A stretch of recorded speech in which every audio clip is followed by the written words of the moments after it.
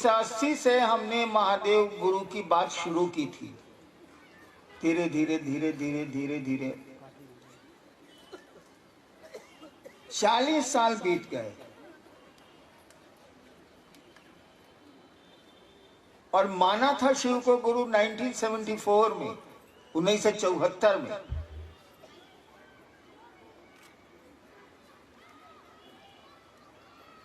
एक बात समझने का प्रयास करिए, एक बात समझने की कोशिश करिए। थोड़ा मेरे पाँव में दर्द है, इसीलिए थोड़ी असुविधा है। कमबख्त जूते ने जला दिया है। जूता काटता था आज तक, मेरे पाँव को भी जूते ने जला दिया है। अंग्रेजी में इसको केमिकल बर्न कहते हैं, रिएक्शन हो गया।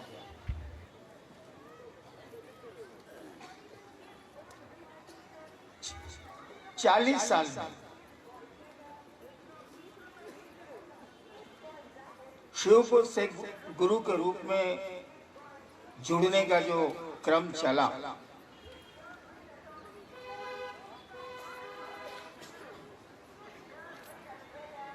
वही 3 सूत्र हैं जो 40 साल 45 साल पहले भी थे, 40 साल पहले भी थे। वही 3 सूत्र हैं जो आज भी हैं।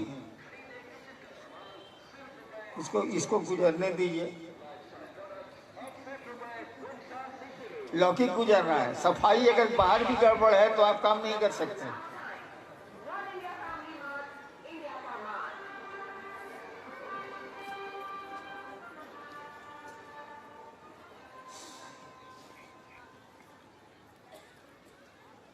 एक बात आप सोचिए कि एक बिहार प्रशासनिक सेवा का आदमी, यानी एक डिप्टी कलेक्टर, अपने मन से लोगों को ये कहना शुरू क्यों करता है कि आइए हम लोग भगवान शिव को अपना गुरु बनाएं? क्या कारण हो सकता है?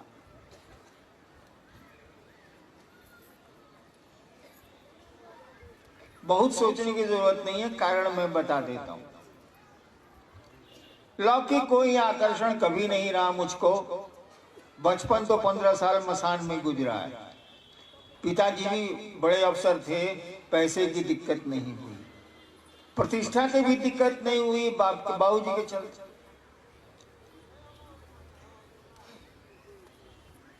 फिर क्यों मैंने शुरू किया कि आइए शिव को अपना गुरु बनाएं। मैं बचपन से इस बात को जानना चाहता था कि ये दुनिया है क्या। ये दुनिया नहीं, इस दुनिया से अलग जो दुनिया है वो है क्या। क्यों जानना चाहता था, इसका कोई कारण मेरे मन में नहीं है, मेरे पास नहीं है। इसी कोशिश में भटकता रहा। 15 साल के बाद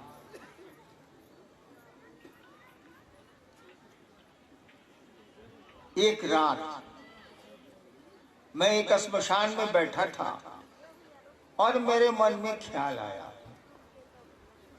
श्मशान में आदमी अकेले बैठता है, उससे न माहौल नहीं है। मेरे मन में ख्याल आया कि मैं फंस गया हूं। इन चीजों को जानने के सिलसिले में, ये प्रेत क्या है, ये भगवान क्या है, ये दुनिया क्या है, आदमी मर के कहां जाता है, आदमी पैदा क्यों होता है, यही सब मुझको लगा कि मैं उलझ गया हूं। पढ़ाई भी नहीं हुई, कोई काम भी नहीं हुआ, मैं उलझ गया। और इसी दुखी मन से मैं बैठा था रात के अंधेरे में श्मशान में। नदी भी थी। अचानक मेरे मन में एक ख्याल आया। इस मौसम में कहानियां सुनिए, ज्यादा अच्छा है। अचानक मेरे मन में ख्याल आया कि सभी गुरु कहते हैं कि गुरु भगवान होते हैं। सभी गुरुओं के बारे में कहा जाता है कि वे भगवान होते हैं। गुरु साक्षात परब्रह्म श्लोक भी है। मेरे मन में आया कि जब गुरु भगवान होते हैं तो भगवान गुरु काहे नहीं है? नहीं समझे? अरे गुरु भगवान होते हैं तो मेरे मन में आया कि भगवान गुरु क्यों नहीं होते, और मैंने भगवान को गुरु मान लिया उसी क्षण।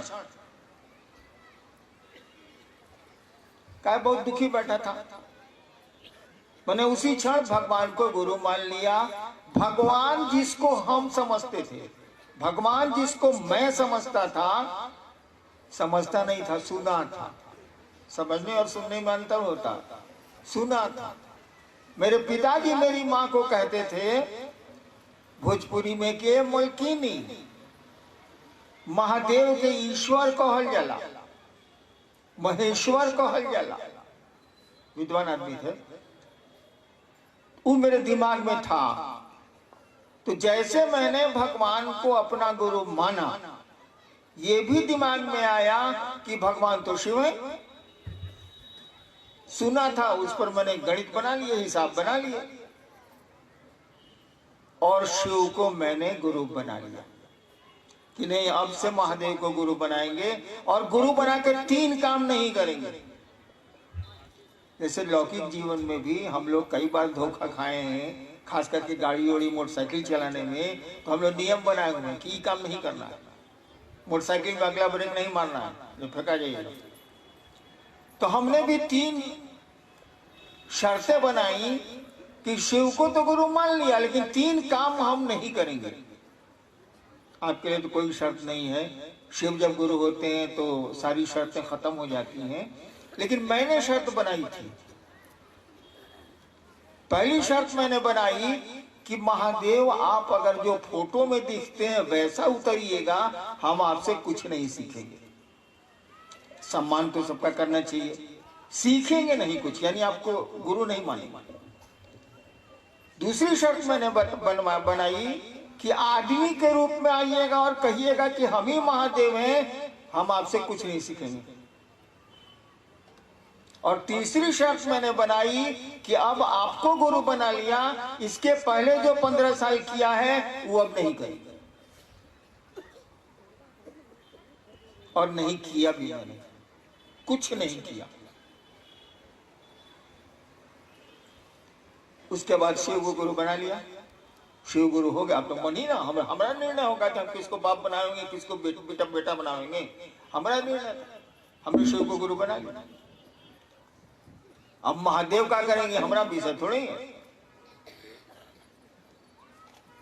8 साल बीत गए। मैं सोचता था कि आदमी को तो गुरु बनाएंगे, ये गड़बड़ करेगा तो हल्ला करेंगे, पर्चा छापेंगे। ये गड़बड़ करेगा महादेव, तब क्या करेंगे, भारी मुश्किल है। क्या कि महादेव के खिलाफ बोलने जाएंगे बाजार में तो हम पिटा जाएंगे भारतवर्ष में। तो मैं किसी को नहीं कहता था कि मैंने शिव को अपना गुरु बनाया, किसी से नहीं बोलता। एक मेरी पत्नी जानती थी और दूसरा मैं, बस। 8 साल बीत गया, लौकिक घटनाएं होती रही, आध्यात्मिक घटनाएं भी होती रही। 8 साल बीतने के बाद मुझको लगने लगा कि ये तो गुरु है, ये तो गुरु का काम करता है। और ऐसा लगा कि इसके जैसा गुरु है ही नहीं। यानी अन्य लोगों को तो कुछ करना धरना भी पड़ता है गुरुओं को, इसको तो कुछ करना ही नहीं पड़ता। मैंने जो चाहा सो किया और बोलने से ही काम हो गया। कुछ करने की जरूरत ही नहीं थी, न नमस्कार करने की जरूरत थी, न महादेव से दया मांगने की जरूरत थी, कुछ था ही नहीं। और मैंने सोचा इतना बढ़िया गुरु, हम गुरु उनको जानते नहीं थे, हमको गुरु बनाया था। हम तो भगवान जान के उनको गुरु बनाया था, हमको थोड़ी मालूम था कि शिव गुरु है, हम नहीं जानते। लोगों को धीरे धीरे कहना शुरू किया कि तो गोदी में लइका, नगर में ढिढोरा हो रहा है भाई। शिव जो घर घर के बाबा हैं, चन्ना मामा सबके मामा, शिव घर घर के बाबा, उतना बढ़िया गुरु है, लोग कहाँ भटक रहे हैं। और मैंने कहना शुरू किया मैंने शिव के लिए शिव चर्चा शुरू की थी, अपने लिए नहीं, लोगों के लिए नहीं। मैंने शिव के लिए शिव चर्चा शुरू की थी। इतना बढ़िया गुरु है, उसकी चर्चा होगी, लोग जुड़ेंगे, लोगों का मन सुगंधित हो जाएगा। इतना आदमी कष्ट में है, कुछ तो बचेगा। रास्ते तो खराब मिलेंगे ही मिलेंगे जिंदगी में, सवारी तो बदली जा सकती है ना भैया। आप खराब सड़कों पर ट्रैक्टर से जा रहे हो और उन्हीं खराब सड़कों पर आप बहुत अच्छी एम्फीबियन कार से जा रहे हो, दोनों के जर्क में अंतर तो होगा, धक्के में अंतर तो होगा।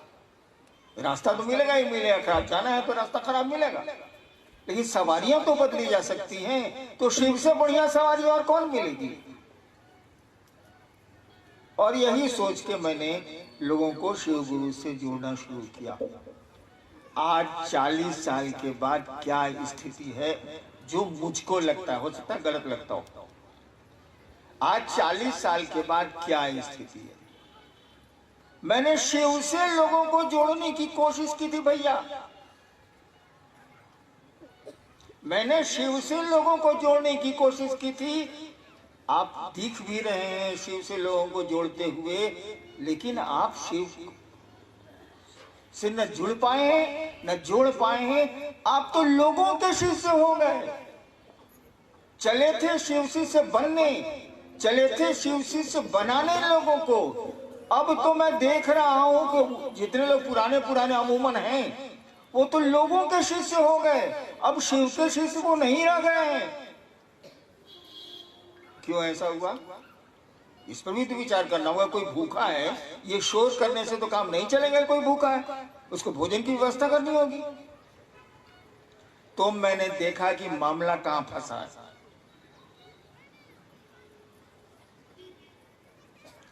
जब भीड़ जुटती है ना, तो भीड़ का एक आकर्षण होता है।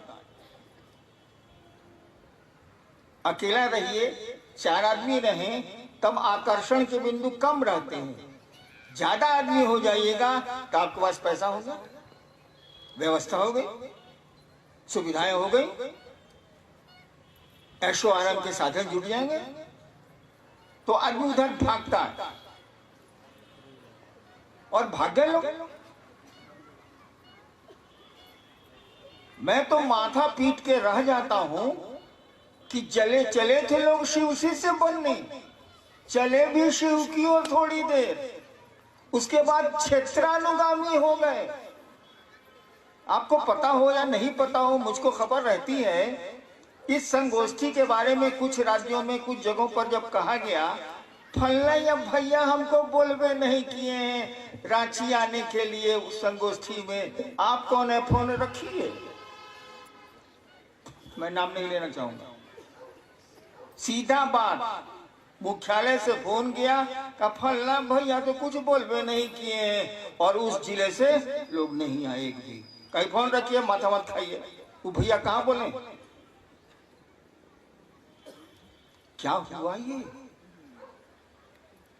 आप शिव के लोग नहीं रह गए। जिसने जोड़ा है अपने से जोड़ दिया है, उसने आपको शिव से नहीं जोड़ने की कोशिश की है। आपका गुरु वो हो गया है, आपका क्षेत्र का नेता, जो भी शिव से नेता हो, वो आपका गुरु हो गया है। शिव आपके गुरु नहीं रहे। लानत है आपकी ऐसी शिव शिष्यता पर। अरे शिव को गुरु मानने चले थे, ये कुत्ता शेर के पीछे काहे घूम रहे हैं? अजीब स्थिति है।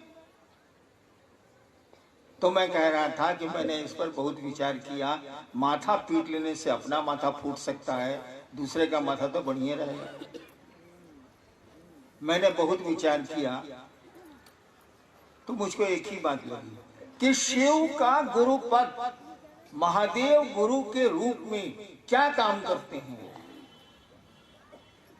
वो काम करते हैं कि जीव को शिव बनाते हैं, यानी शिष्य को वो शिव बनाते हैं। गुरु शिष्य को अपने जैसा बनाता है। पॉकेटमार गुरु रहेगा तो आपको पॉकेटमार बनावेगा, चोर गुरु रहेगा तो आपको चोरी सिखलावेगा, दर्जी गुरु होगा तो आपका कपड़े की सिलाई बताएगा, शिव गुरु होगा तो आपको ईश्वर बनाएगा, शिव बनाएगा, अपने जैसा बनाएगा, दूसरों के लिए आप सुख देंगे, दूसरों का जहर पिएंगे, जो शिव के आचरण में हम लोगों को दिखता है। तो शिव गुरु तो हो गए, मुंह ने कह दिया कि हाँ शिव मेरे गुरु है। आपके पीछे 2000 आदमियों चलता है, 10,000 आदमियों चलता है क्षेत्र का। लेकिन बहुत गौर से देखिएगा तो लगेगा ये शिव जैसे नहीं है। ये 4 लाइन हिंदी अच्छी बोल सकता है, 4 लाइन फारसी बोल सकता है, 4 लाइन अंग्रेजी अच्छी बोल सकता है, लेकिन ये शिव से नहीं है। ये तो लोगों का शिष्य है। इससे मिलना क्या है? इससे मिलकर अपने मन को घोर करना है। ये शिव का शिष्य नहीं है, ये तो लोगों का चेला है। एक आदमी का चेला रहे तो ठीक है, ये तो क्षेत्रीय भर का गुरु है सलाई। ये तो खत्म है, गुरु है मने ये चेला, यही चेला हो गया। मैंने देखा कि 3 सूत्र आपको दिए गए। सबको अमूमन मालूम है कि ये 3 सूत्र क्या है। कुछ नहीं है, हमारे आपके मन को शिव की परिधि में, गुरु के भाव क्षेत्र में रखने का तरीका है और कुछ नहीं। तीनों सूत्र एक ही बात कहते हैं, वो शिव गुरु की बात करते हैं। लेकिन कोशिश करिए कि उसको शिव से जोड़ें, अपने से मत जोड़िए। अपने पैसे, अपनी सुविधाओं के लिए उसको मत जोड़िए। ये अपराध हो रहा है और इस अपराध की आपको सजा मिलेगी। मैं नहीं दे सकता, मैं तो आप ही की तरह एक इंसान हूं, लेकिन वो शिव तो दे सकते हैं, आपका गुरु तो दे सकता। उसमें भी उसकी भलाई छिपी होती है। शिक्षक बच्चों को डांटता है, उसमें भी भलाई है उस बच्चे की। यानी आपका जो पहला सूत्र है उसमें आपको कहा गया कि अपने शिष्य बने रहने के लिए आप दया मांगिए महादेव से। भूल गए आप। आपका मन तो गुरु भाइयों से दया मांगता है। ईसाई 10 को रुपया दे देगा, 50 को रुपया दे देगा, 100 को रुपया दे देगा। हाँ 4,500 हो गया, चल। यही तो हो गए हैं हम आप।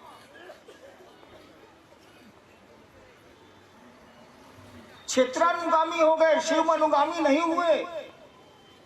शिव के पीछे हम लोग नहीं चल पा रहे हैं, क्षेत्र के पीछे चल रहे हैं। ये मेरा क्षेत्र है, ये मेरा क्षेत्र है, ये हमारा गुट है, वो हमारा गुट है, ये हमारा खेमा है, वो हमारा खेमा है। इसको ठीक करिए, खेमा छोड़िए और शिव के भाव की परिधि में आइए। गुरु भाव की परिधि में हमको आपको आना चाहिए। और शिष्य होने के लिए कम से कम आप महादेव से दया तो मांगिए। बाकी काम के लिए तो दया मांगेंगे ही मांगेंगे आप।